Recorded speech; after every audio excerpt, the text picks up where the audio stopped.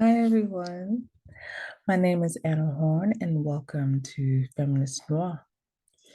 I wanted to jump on quickly because some ideas were just kind of swirling around in my head that I wanted to share and open up for discussion in the chat section or on social media, just about whole body, whole person wellness as a part of a Black feminist ecosystem.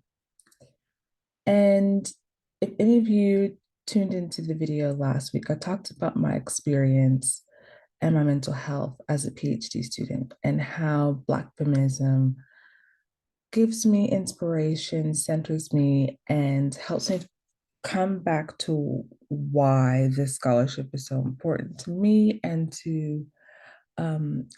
for wider society, right? And as the week has passed and things change, and I've been thinking about things to put in place to help me be able to get through the PhD and not just get through it as in survive it, which is important, but to enjoy it. And I started thinking about kind of this whole body, whole person wellness as a part of a Black feminist ecosystem. Now, in true Black feminist praxis by a friend of mine was I went out with a friend a few weeks ago, and we were catching up on the phone, talking about the lovely time that we had and just kind of keeping each other up to date. And I had a moment where I was really excited and was kind of dancing. We were on FaceTime, and she was like, I love this. I love this joy that I'm seeing in you. And do you think this is kind of like a part of your Black feminist ecosystem? So thanks, Joel, for that term kind of that connected this.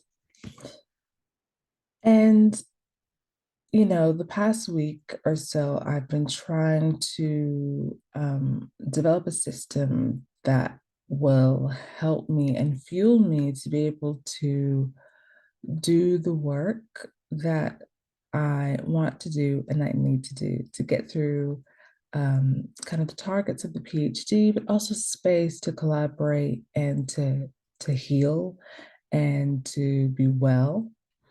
And I find that I could have a whole conversation about how social structures, institutions fail people, and particularly women and women of color, that makes these processes, like doing a PhD, very difficult.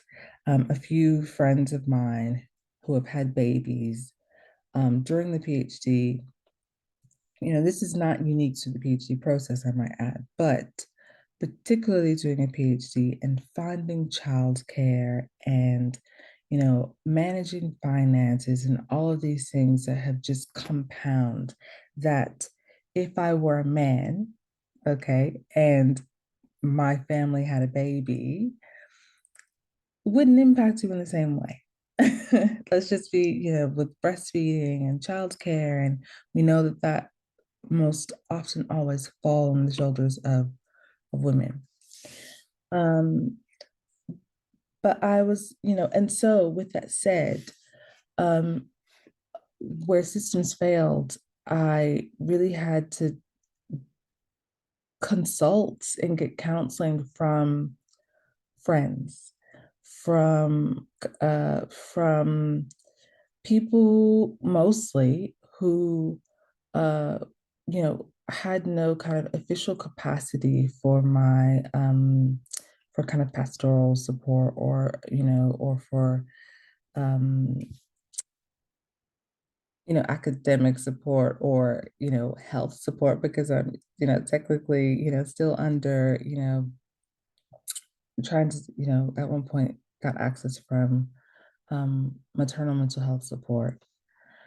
And it was through counsel of other mothers other women, and particularly other Black women, that I think has given me an opportunity to see a small window of light, to see, okay, I think I can do this. I think I can get through this, and I'll be okay. Because at one point I was thinking, how do I do this? And so I just wanted to share my experience about how having this ecosystem of wellness, as in giving you an opportunity to be able to do the work of Black feminism, to do the thinking, the theorizing, the reading, and having the space to be able to develop that within your PhD, within my PhD, I needed to have certain systems set up. And um, I guess I can say in the past few weeks, this is what I've been cultivating and developing. And I think one thing is, my physical health. And so one thing that I've been focusing on um, is just, and this is a slow approach, and I'm not saying that it's going to uh, might not need tweak. It will probably need tweaking along the way because you have to be agile and flexible in life because things happen. But I find that taking care of myself helps me to be able to do this work. And so I talked with a friend who counts a friend who's also a doula, just gave me lots and lots of counseling around, okay, what resources do you have available to you? Your doula, Anna, who's in your network that you can ask to help with childcare? Um, then it made me think about, okay, my husband, my partner, how can we rearrange a work schedule to help manage with childcare that's not so pressing on our finances? Um, those kinds of that kind of thinking and counseling through that really, really helped me to develop strategies, and typically strategies that exist without a system, which is largely, you know, in this capitalistic society that expects you to go back to work full time, and in a society where you need two incomes and two people working, generally in a household, means relying on childcare, uh, paid childcare from an outside party, um, that's not subsidized by the government like it is in some other places. I'm in the UK for those of you who haven't placed that quite yet. And so I was thinking through that. Um, and so once we kind of developed, I thought about my networks, I made contacts and talked with my husband and developed a system that we're kind of slowly working towards as my youngest son, my youngest child get a bit older. And I found that helped tremendously because I didn't have that stress of what am I going to do about childcare and doing field work and all of those things. It helped me to open up a channel to be able to write, to be able to collaborate, to be able to move through those issues in the work that I found very, very challenging. And that's all a part of our mental health. That's all a part of our ecosystem. Um, Another thing that I found is getting up early in the morning. So again, one of my friends who's also a doula um, talked about when she did her master's degree and how and with children, and how it was important to find that time of the day where she could be clear. And we often kind of chat about, after a nap, I wake up and I like I don't know, some kind of opening and like words just start to flow. So we identified that rest is really important, which seems a bit counterproductive when you think about, oh my God, I've got so much work to do. I've got so much work to do. Let me pull an all-nighter. Let me binge. Let me get through this. And that is kind of our, I don't want to say natural reaction, but one in which we've been conditioned to do, to just work, work, work through it. Um, and so I found that after a good night's rest, particularly in the morning, um, I write and I can think and I'm clear. And for the past week, I've been trying to get up early, maybe 5:30, 6 o'clock, and start my day then. And it's something about, you know, that time of day when everything is quiet. And I just don't just mean that my children are in bed and sleeping, that my husband is in bed and sleeping. Um, the cats are usually always doing something. but but that kind of the world is quiet. The world is sleeping around me. And it just creates this quietness where I can be with my thoughts.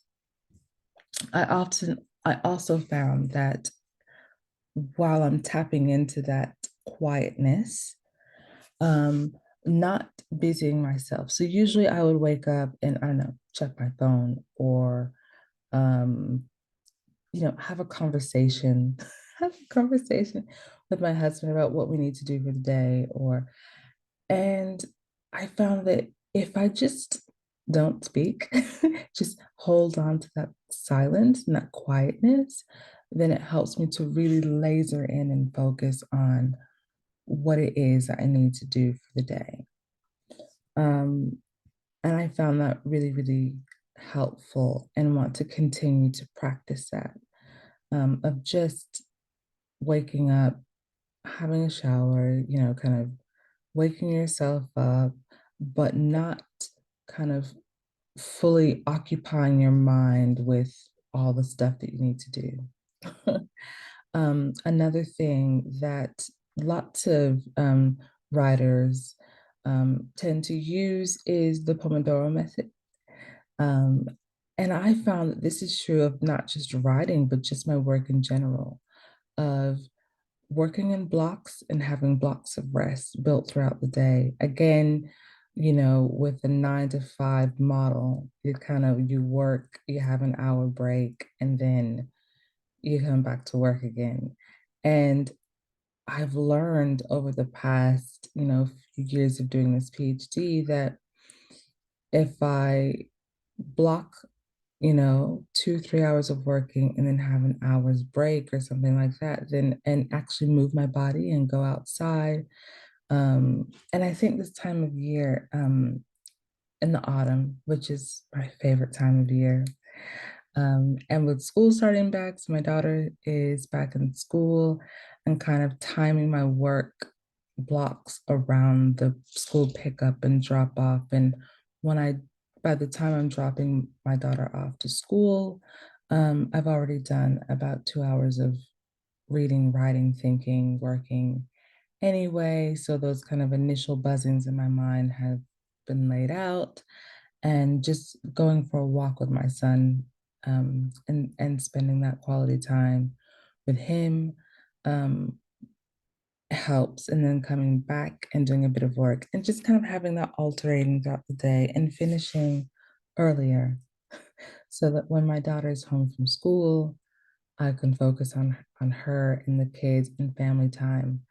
And I found that to be I feel better. I feel good about myself. I don't come to the end of the day and think, as you've seen, if you follow me on Instagram, I haven't felt that what have I done today kind of feeling. It's kind of a lot of it's been taken care of earlier in the day. I also kind of been thinking about just how I can be very clear about what the objective is for the day. And a lot of the times I have a long list of things to do and I don't tick everything, which is fine. But also, I often set quite an unrealistic expectation of what one can do in a day.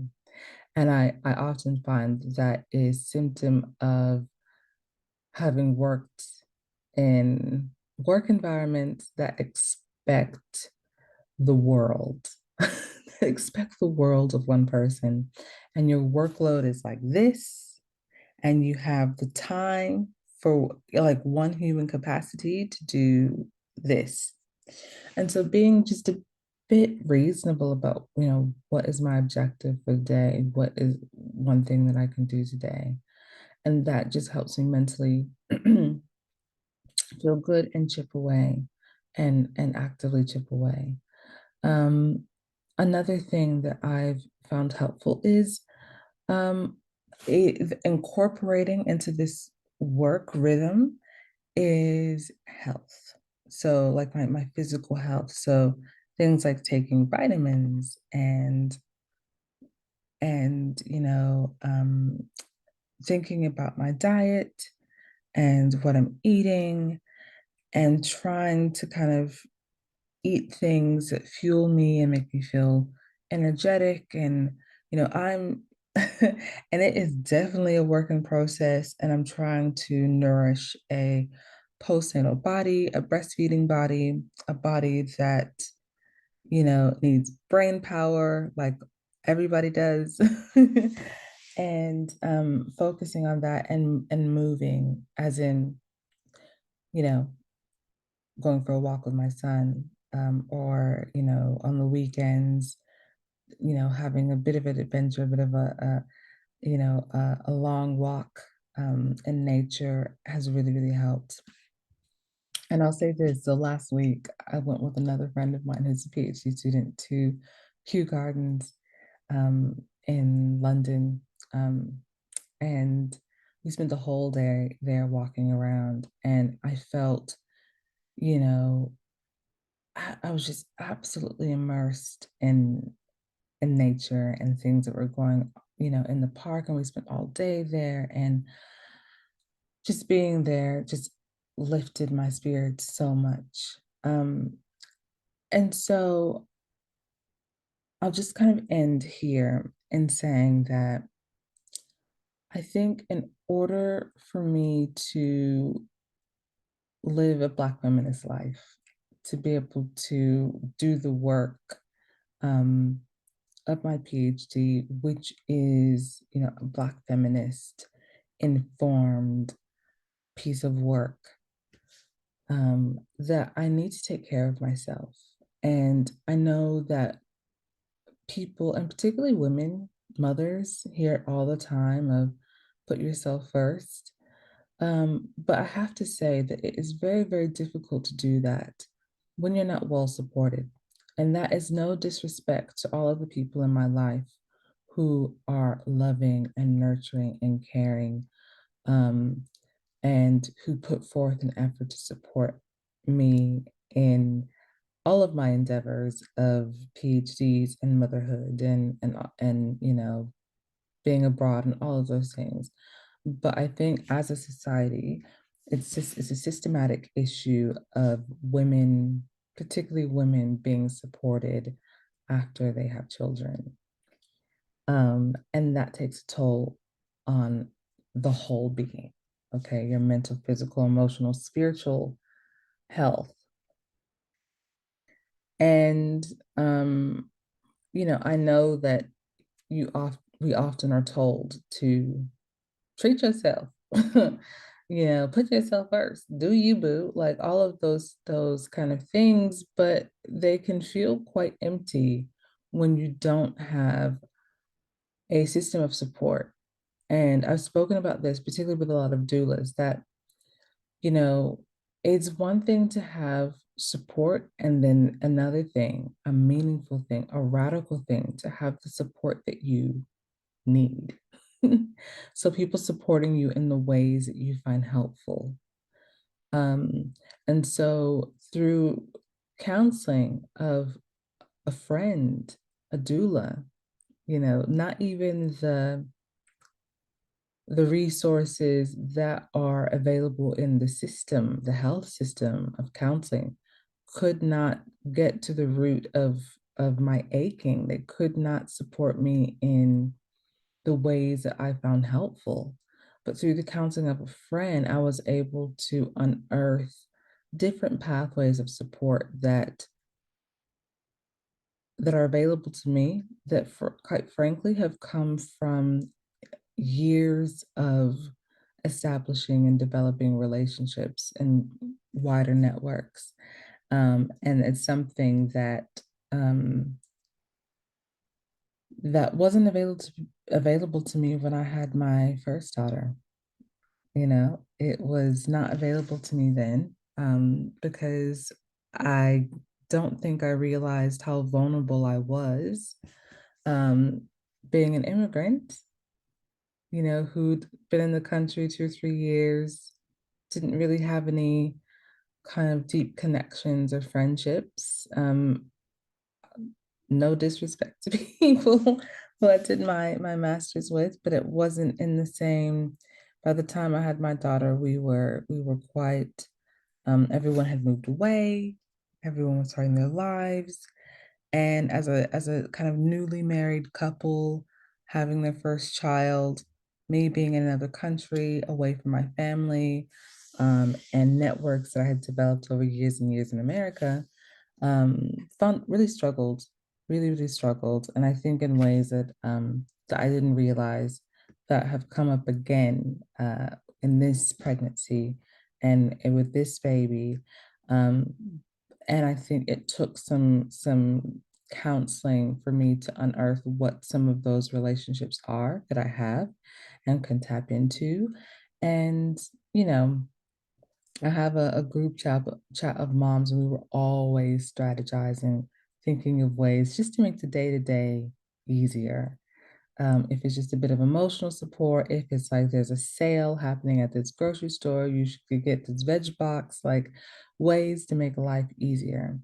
And so, um, kind of coming to a close, I'll just say that when I found that in order to do the PhD and to do it justice and to honor and to put into practice a Black feminist approach and allowing me to be able to just experience that and let that live through me um, and that open space for me to write and think and theorize, you know, with Black feminism in mind, um, there needed to be an ecosystem of health and support and whole body wellness. So I say all of that to say it wouldn't have be enough. I could not get up in the morning. I could not get up at 5:30, 6 a.m. to a work on my PhD writing, to read articles, to respond to a study if I don't have childcare. Okay, if I'm not eating well, if I'm not tapping into my support networks, if that's with kinfolk or um, kin-like folk, okay, um, there's there's no way, and it wouldn't be healthy, and it wasn't healthy.